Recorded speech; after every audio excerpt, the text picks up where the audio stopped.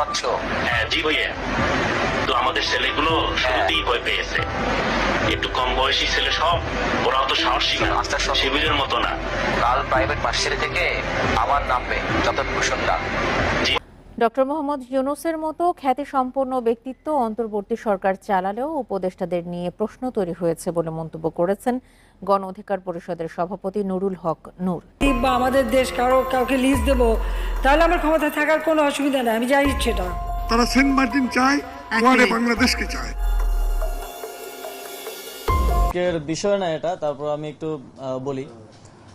আর BCB এ বিষয়ে হয়তো একটা বক্তব্য দিয়েছে। নির্লজ্জ পলিটিক্যাল ক্যাম্পেইন চলে বাংলাদেশের রাজনীতিতে। কেন আমাকে 5 হয়ে সালাম করতে হবে কেন? ওয়াই? আপনি দেশের জনগণের কাছে যান, তিনি মেম্বার এবং এমপির কোনো পার্থক্য আপনাকে বলতে পারবে না। মানুষ জাতিসংঘে ভীষণ আত্মবিশ্বাসের সঙ্গে ভাষণ দিলেন, তাও আবার বাংলায়। বিস্মিত গোটা বাংলাদেশ। বাংলাদেশ কি তবে এমন নেতাই চেয়েছিলেন? আসসালামু আলাইকুম রহমতুল্লাহ, সবাই কেমন আছেন? আশা করি সবাই অনেক অনেক ভালো এবং সুস্থ আছেন। সবাইকে স্বাগতম জানাচ্ছি আমাদের আরেক নতুন ভিডিওতে। প্রতিনিয়ত আমি আপনাদের সিরিয়াত ফারুকী দর্শক চলে আসলাম নতুন একটা ভিডিও নিয়ে। আজকের ভিডিও টাইটেল এবং থাম্বনেল দেখে ইতিমধ্যে বুঝতে পেরেছেন আজকে কি বিষয়টা নিয়ে কথা বলবো। আজকে যে বিষয়টা নিয়ে কথা বলবো খুবই গুরুত্বপূর্ণ একটা বিষয়। তো দর্শক আর বিষয়টা নিয়ে বিস্তারিত বলবো না, বিস্তারিত বলতে গেলে ভিডিওটা অনেক লম্বা হয়ে যাবে। আমি সংক্ষেপে করার ক্ষেত্রে মূল আলোচনা চলে যাচ্ছি। তার আগে আপনাদের ছোট একটি অনুরোধ জানিয়ে রাখতেছে, আমাদের চ্যানেলটিতে নতুন থাকলে চ্যানেল সাবস্ক্রাইব করে সাথে থাকবেন। ধৈর্য সহকারে ভিডিওটি সবাই শেষ পর্যন্ত দেখে আশা করি আপনাদের হ্যাঁ জি ভাইয়া, আসসালামু আলাইকুম। হ্যাঁ ওয়ালাইকুম আসসালাম। আজকের পারফরমেন্সে খুব হতাশ হলাম। ঢাকায় তো কিছুই করতে পারলে না। মাসুদের সাথে কথা হয়নি আসলে আমাদের মাসুদ? জি ভাইয়া, আসলে পুলিশ এত অ্যাক্টিভ থাকবে আমরা ভাবি নাই। শিবিরের ছেলেপেলেগুলো তো আশেপাশেই ছিল, কিন্তু নামার আগেই তো পুলিশ হামলা করে। আরে ভাই, পুলিশ তো ঝামেলা করবেই, কিন্তু তোমরা ছেলেপেলেদের বলো নেই কি করতে হবে না হবে? জি ভাইয়া, শিবিরের ওদেরকে তো বলাই আছে পুলিশ ঝামেলা করলেই তারাই বের হবে। এর প্ল্যান তো তাই ছিল, কিন্তু আমাদের ছেলেগুলো শুরুতেই ভয় পেয়েছে। একটু কম বয়সী ছেলে সব, ওরাও তো সাহসী না, শিবিরের মতো না। কাল প্রাইভেট ভার্সিটি থেকে আমার নামবে যতটুকু শুনলাম। ওইদিকে তোমাদের সব ছেলেদের থাকতে বলো। আমি প্রয়োজনে মাসুদকে আবার বলে দেবো। জি ভাইয়া, কাল ইনশাল্লাহ ভালো কিছু হবে। কিন্তু সেনাবাহিনীর কিছু বুঝলাম না, তারা পুলিশের মতো হয়ে যাবে, এটা কি মানা যায়? এখন অত কিছু ভাবার সময় নেই। লাশ পড়লে পড়বে, যত লাশ তত তাড়াতাড়ি হাসিনার দিকে। সাধারণ মানুষের উপর চেপে আছে, এটা কাজে লাগাতে হবে তো, বুঝতে পারছো? জি জি। মার্টিন দ্বীপ বা আমাদের দেশ কাউকে লিজ দেবো, তাহলে আমার ক্ষমতা থাকার কোনো অসুবিধা নেই, আমি যাই ইচ্ছেটা। তারা সেন্ট মার্টিন চায়, বাংলাদেশকে চায়।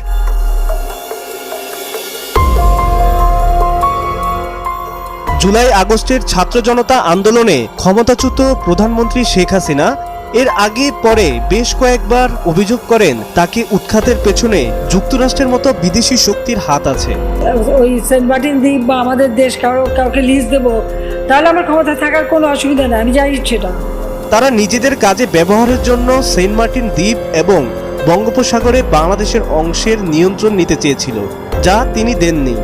হোয়াইট হাউসের নিয়মিত প্রেস ব্রিফিংয়ে এ ব্যাপারে দৃষ্টি আকর্ষণ করা হলে প্রিন্সিপাল ডেপুটির মুখপাত্র বেদান্ত প্যাটেল সাংবাদিকদের এটা হাস্যকর বলে মন্তব্য করেন। কিন্তু তৎকালীন প্রধানমন্ত্রী শেখ হাসিনা বিভিন্ন অনুষ্ঠানে প্রকাশ্যেই যুক্তরাষ্ট্রের কড়া সমালোচনা করতেন। এটি সহ কয়েকটি কারণে আওয়ামী লীগ সরকারের শেষ দিকে ঢাকা ওয়াশিংটন সম্পর্কের বেশ অবনতি হয়।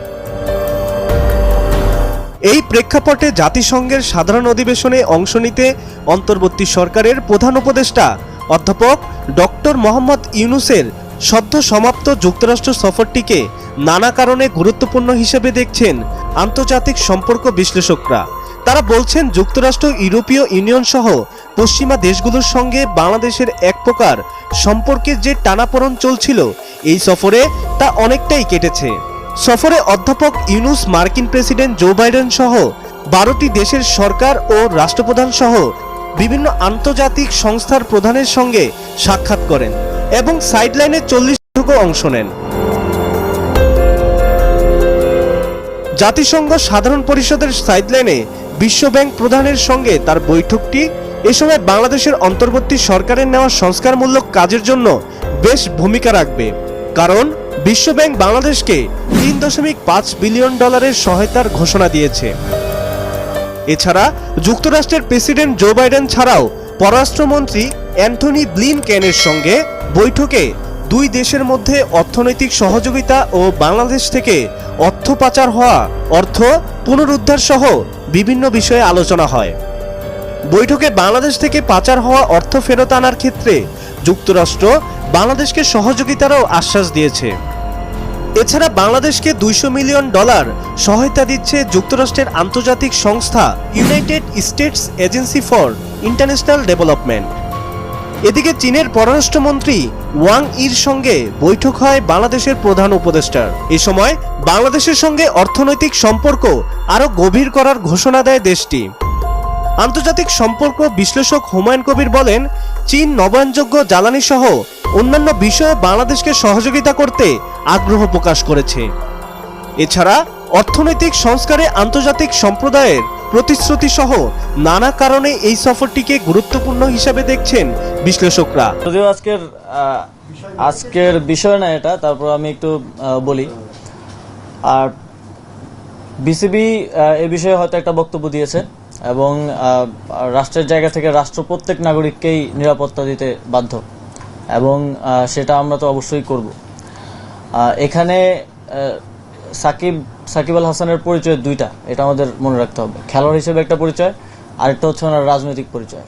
উনি আওয়ামী লীগের প্যানেল থেকে একজন এমপি ইলেকশন করেছিলেন। তো মানুষের মধ্যে তো এই দুইটা নিয়েই মিশ্র প্রতিক্রিয়া আছে।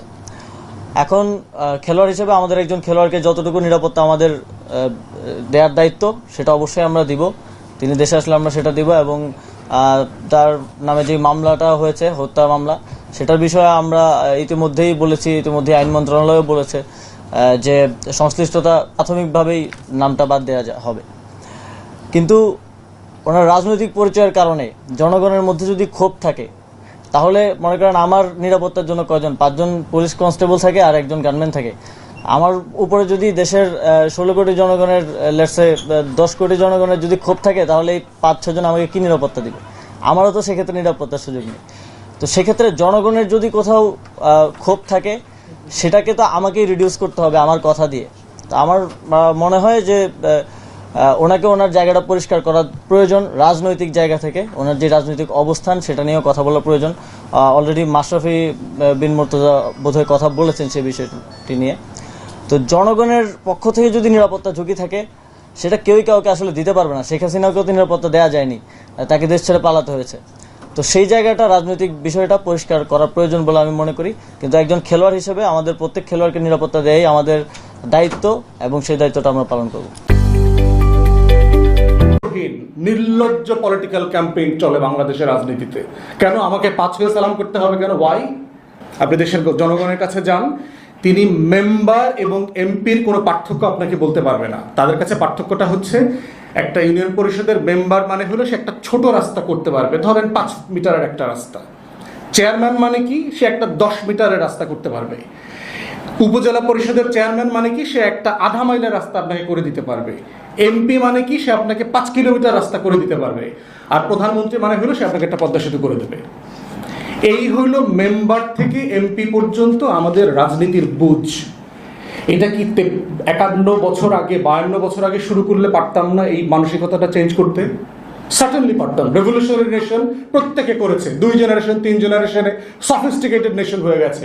পৃথিবীতে এরকম দুর্দান্ত ঘটনা আছে, কিন্তু আমাদের ফাউন্ডিং ফাদার্সরা কখনো চান নাই। পারহ্যাপস আমাদের ফাউন্ডিং ফাদার্সদের মাথায়ও ছিল না যে 25 তারিখে কি হবে। তাজউদ্দিন আহমেদ যখন গেছেন, একটা রেকর্ডার আর একটা কাগজ কলম নিয়ে শেখ মুজিবকে বলছেন যে মুজিব ভাই কিছু একটা লিখে দেন, পড়তে তো হবে, বলতে তো হবে। বলে যে 27 তারিখ হরতাল দিছি, খুনের বদলে নাকে তেল দিয়া ঘুমা। এই হচ্ছে আমাদের স্বাধীনতার প্রস্তুতি আর কি।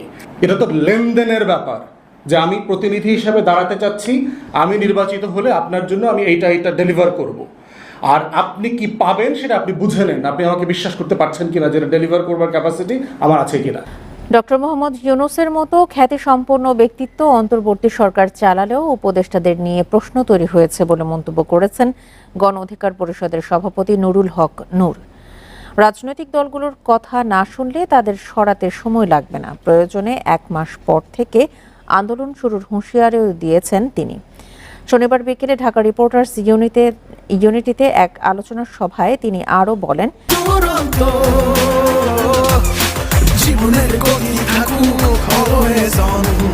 ডক্টর ইউনূসের পাশে উপযুক্ত ব্যক্তিরা না থাকায় দেশে নৈরাজ্য চলছে। সরকারকে শক্ত হাতে তা দমনের আহ্বান জানান তিনি। এছাড়া দেশের পাহাড়ি এলাকা ভারত অস্থিতিশীল করছে বলেও অভিযোগ করেন নূর। সেনাবাহিনীকে সেখানে আরও মনোযোগ দিতে হবে বলে মন্তব্য করেন তিনি। এদিকে দুর্গাপূজায় ভারতের গোয়েন্দা সংস্থা বাংলাদেশে সাম্প্রদায়িক সংঘাত তৈরির ষড়যন্ত্র করছে বলে অভিযোগ করে তিনি বলেন, দেশবাসী ঐক্যবদ্ধ হয়ে এসব প্রতিহত করবে।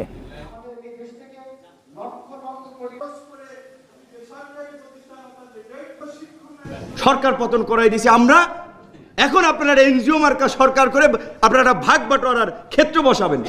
সরকার যেমন গঠন করেছি নামাইতে বেশি সময় লাগবে না, কথা শুনবেন না, 1 মাস পরে সরকার পতন আন্দোলন শুরু করব। ডক্টর মোহাম্মদ ইউনূস জাতিসংঘে ভীষণ আত্মবিশ্বাসের সঙ্গে ভাষণ দিলেন, তাও আবার বাংলায়।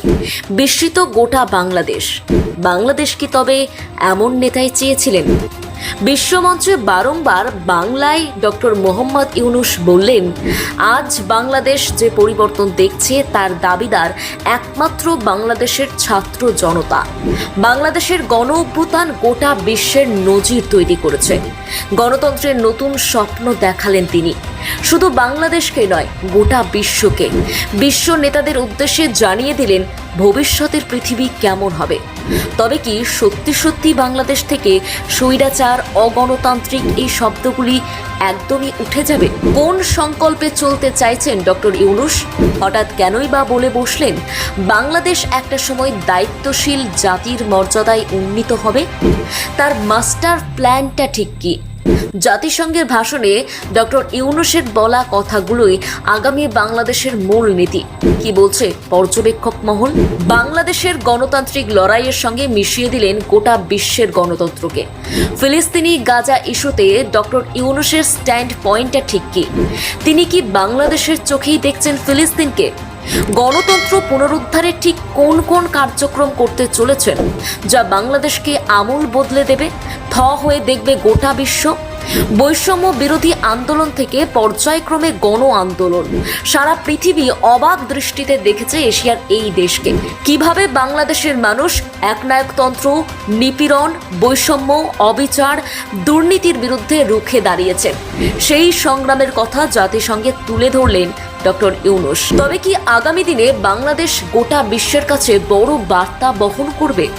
জাতিসংঘের এই সম্মেলন বাংলাদেশের জন্য এতটা স্পেশাল কেন? কেনই বা ডক্টর ইউনূসকে নিয়ে গোটা বিশ্ব জুড়ে এত আলোচনা চলছে?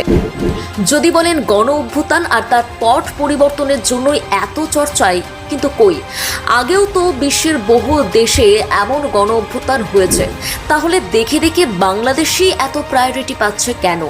আসল সিক্রেটটা কি? এরশাদ, খালেদা জিয়া থেকে শুরু করে শেখ হাসিনা বাংলাদেশকে পরিচালনা করেছেন, তবে কি সেই পুরনো নীতিটাই ভুল? গোটা বিশ্ব এখন দেখছে নতুন বাংলাদেশকে। কোন পথে যাচ্ছে দেশটা?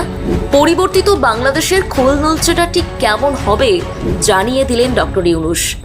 এই পরিবর্তিত বাংলাদেশকে আপনি কি পুরো কদমে সমর্থন করছেন, হ্যাঁ কি না? আপনার উত্তরটা অবশ্যই কমেন্টে জানাবেন। এই প্রসঙ্গটা আসতই না, কারণ এই পরিবর্তিত বাংলাদেশকে নিয়েও কূটনৈতিক মহলে সমালোচনা হচ্ছে। এতক্ষণ ধরে যে পয়েন্টগুলোর দিকে ফোকাস করলাম, সবকিছুর ব্যাখ্যা বিশ্লেষণ থাকছে আজকের রিপোর্টে।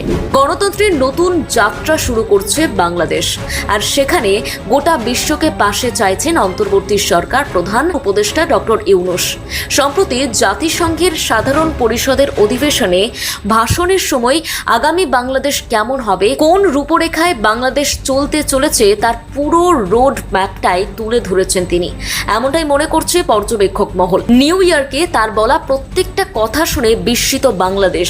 আজ বাংলাদেশ যে জায়গায় দাঁড়িয়ে আছে, সোজা কথায় বলতে পারেন গণ অভ্যুত্থানের পরবর্তী পরিস্থিতি, এই সব কিছুর দাবিদার বাংলাদেশের ছাত্র জনতা। একনায়কতন্ত্র, অগণতান্ত্রিক আর স্বৈরাচার সরকারের পতনের মূলে সমস্ত ক্রেডিট কিন্তু তিনি দিয়েছেন ছাত্র জনতাকে। বাংলায় স্পষ্টভাবে বারংবার সেই কথা উল্লেখ করেছেন, তাও আবার বিশ্ব নেতাদের সামনে। ছাত্র জনতার এই অভ্যুত্থান বাংলাদেশে বিদ্যমান রাষ্ট্র কাঠামোর আমূল সংস্কারের সম্ভাবনার এক নতুন দিক উন্মোচন করেছে। কিন্তু এই বাংলাদেশ গড়ার আকাঙ্ক্ষাটা হঠাৎ কেন তৈরি হলো? কিছু তাগিদ থেকে? কি সেই তাগিদ? টেকসই সংস্কারের মধ্যে দিয়ে গণতন্ত্র, সুশাসন, সমৃদ্ধি এবং অর্জনের মাধ্যমে একটা ন্যায়ভিত্তিক অন্তর্ভুক্তিমূলক নতুন বাংলাদেশ গড়ার তাগিদ। গণতন্ত্রের এই নতুন যাত্রায় বাংলাদেশ পাশে চাইছে গোটা বিশ্বকে। ডক্টর ইউনূস বারংবার উল্লেখ করছেন বাংলাদেশের মুক্তি আর গণতান্ত্রিক আকাঙ্ক্ষাকে তিনি বাস্তবের রূপ দিতে চাইছেন। বিশেষজ্ঞ মহলের প্রশ্ন, তবে কি আগামী বা ভবিষ্যৎ বাংলাদেশের রূপরেখা এটাই হতে চলেছে? বাংলাদেশ কিভাবে চলবে, কোন পথে চলবে, পুরো রূপরেখা সারসংক্ষেপে বিশ্বের সামনে তুলে ধরছেন ডক্টর ইউনূস।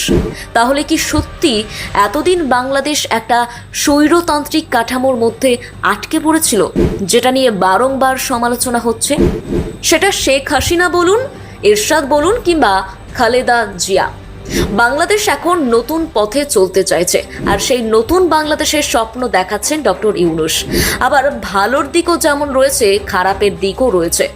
রিপোর্টের একদম শুরুতেই দেখবেন অন্তর্বর্তী সরকারের সমালোচনার প্রসঙ্গ এসেছিল। বাংলাদেশের জনগণের একাংশ মনে করেন বাংলাদেশ নতুন স্বাধীনতা পেয়েছে বলে যারা দাবি করছে তার পিছনে যৌক্তিক কারণ নেই। কিন্তু কেন? কারণ পরিবর্তিত বাংলাদেশে যে বিশৃঙ্খল পরিস্থিতি সেটা অনেকেই মেনে নিতে পারছে না। আইন শৃঙ্খলা ব্যবস্থা কোলাপস করেছে, অপরাধের মাত্রা বেড়েছে, সংখ্যালঘুদের উপর অত্যাচার হয়েছে। শেখ হাসিনা সরকারের পতনের পর বিগত 2 মাস কেটে গিয়েছে, কিন্তু কেনই বা এখনো বাংলাদেশ স্বাভাবিক হলো না? আবার বিশেষজ্ঞ মহলের একাংশের মনে করছে একটা দেশের গোটা সিস্টেমকে নতুন করে পাই টু পাই সাজাতে সময় লাগবে, আর সেই সময়টা অন্তর্বর্তী সরকারকে দিতে হবে। অন্তর্বর্তী সরকার যে চেষ্টা করছে না এমনটা নয়, পাশে রয়েছে সেনাবাহিনীও। তাছাড়া জাতিসংঘের মঞ্চে তবে দর্শক, ভিডিওটি দেখে ইতিমধ্যে বুঝতে পেরেছেন আজকের ভিডিওর বিষয়বস্তু। ভিডিওটি সম্পর্কে আপনার মতামত জানতে চাই কমেন্ট সেকশনে জানাতে ভুলবেন। এতক্ষণ সাথে থাকার জন্য সবাইকে অসংখ্য ধন্যবাদ। দেখাবো না কোনো ভিডিওতে। ভালো থাকুন, সুস্থ থাকবেন। চ্যানেলে নতুন থাকলে চ্যানেল সাবস্ক্রাইব করে সাথে থাকুন। ধন্যবাদ সবাইকে। আল্লাহ।